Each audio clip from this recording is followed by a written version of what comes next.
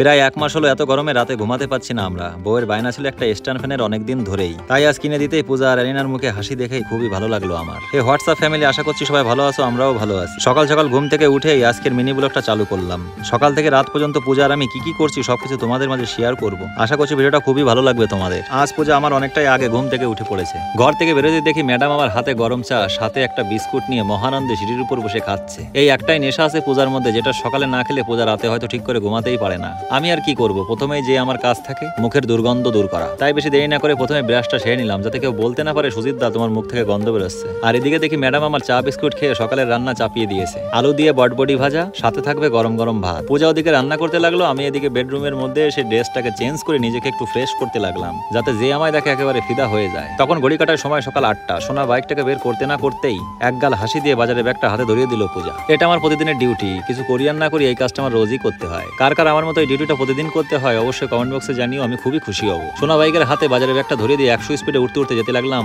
আমাদের স্বপ্নের ছোট্ট আকাইপুর বাজারের দিকে। মিনিট দুয়েক গাড়ি চালিয়ে বাজারের মধ্যে এসে সুন্দর দেখে একটা জায়গায় গাড়িটাকে পার্কিং করে প্রথমেই ছুটলাম মাছ নেওয়ার উদ্দেশ্যে। গিয়ে দেখি আজ খুব সুন্দর সুন্দর মাছ উঠেছে। দেশি কই, ল্যাঠা, শোল, চিংড়ি, বাটা, আরো সব ধরনের মাছ ছিল, কিন্তু কোনোটাই না নিয়ে লাস্টে ম্যাডামের বায়নায় ছোট্ট সাইজের 3টে তেলাপিয়া মাছ নিয়ে নিলাম। বাড়ির পাশেই বাজার, প্রতিদিনই আসা হয়, তাই বেশি একটা বাজার আমি করি না। অল্প খাও, তাজা খাও, এটাই আমার নিয়ম। মাছ নিয়ে সবজির মধ্যে কি নেবো ভাবতে ভাবতে এগোতে লাগলাম সামনের দিকে। একটু এগোতেই দেখি ওয়াও, আমার প্রিয় ঘ্যাটকোল। গরম গরম ভাতের সাথে ঘ্যাটকোল বাটা অসাধারণ লাগে খেতে বন্ধুরা, অবশ্যই সেটা তোমরা জানো ভালোভাবে। তাই বেশি দেরি না করে ফটাফট এক আটি ঘ্যাটকোল নিয়ে নিলাম। আলুর যা দাম তার বলবো কি তোমাদের, 30 টাকা কেজি। কোথায় কেমন দাম চলছে অবশ্যই কমেন্ট বক্সে জানিও, আমি খুশি হব। নেয়ার মধ্যে 1 কিলো আলু, একটু আদা, সাথে পেঁয়াজ, আধা কিলোর মতো মূলা শাক নিয়ে বাড়ির দিকে রওনা দিলাম। বউটা আমার প্রতিদিনের মতো বাজারে ব্যাগটা হাতে পেয়ে একগাল হাসি দিয়ে থ্যাঙ্কস জানিয়ে রান্নাঘরের দিকে চলে গেল। আমি আবার হাত পা ধুয়ে বাইরে বসতে না বসতে গরম গরম সকালের খাবার চলে আসলো। সাথে ছিল গরম গরম ভাত, কাতলা মাছ দিয়ে আলু উচ্ছেদ তরকারি, আলু দিয়ে বটবটি ভাজা, সাথে লঙ্কা, লবণ লঙ্কা বাটা দিয়ে সাথে গরম গরম ভাত মিশিয়ে মুখে দিতে একেবারে ফিদা হয়ে গেলাম পূজার পরে। ভাজাটা অসাধারণ ছিল। সকালে এমন খাবার পেলে কোনো কথা হবে না বন্ধুরা।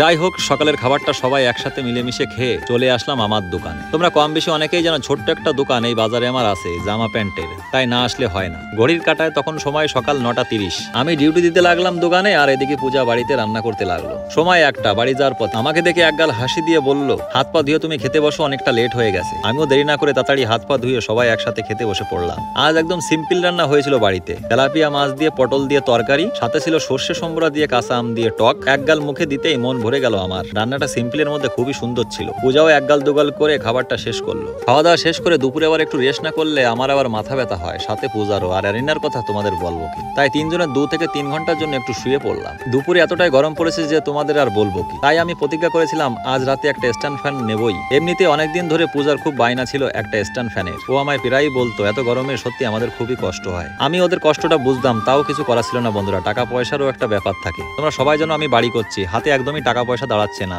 সবই বাড়ির পিছনে চলে যাচ্ছে। যাক, বাট বউ বাচ্চা মা বাবার মুখের হাসির উপরে পৃথিবীতে কিছুই নেই। তাই 3000 টাকা দিয়ে রাত 10টায় অবশেষে ফ্যান নিয়েই নিলাম। বাড়ি এসে ফ্যান সেট করে চালু করতেই এক কথায় বলা যায় গরিবের মিনি এসি ছাড়া আর কিছুই না। হাওয়াটা সত্যি খুবই ঠান্ডা ছিল, মানে আজ রাতে মজা এসে যাবে ভাই। আমাদের ভিডিওগুলি তোমাদের কেমন লাগে অবশ্যই কমেন্ট বক্সে জানিও, রিপ্লাই দেবো। আর সারাদিন পূজার আমি কি করলাম সবকিছু তোমাদের মাঝে আমি শেয়ার করলাম। ভিডিওটা ভালো লাগলে এবং আমাকে আর পূজাকে যদি একটু সাপোর্ট করো তাহলে অবশ্যই ভিডিওটাকে শেয়ার করে দিও। তোমাদের ঋণ আমরা কখনো শোধ করতে পারবো না। তাহলে আজকের মতো বাই, আবারও খুব তাড়াতাড়ি নতুন একটা ভিডিও নিয়ে তোমাদের মাঝে চলে আসবো। লাভ ইউ গাইস, ভালো থেকো সবাই।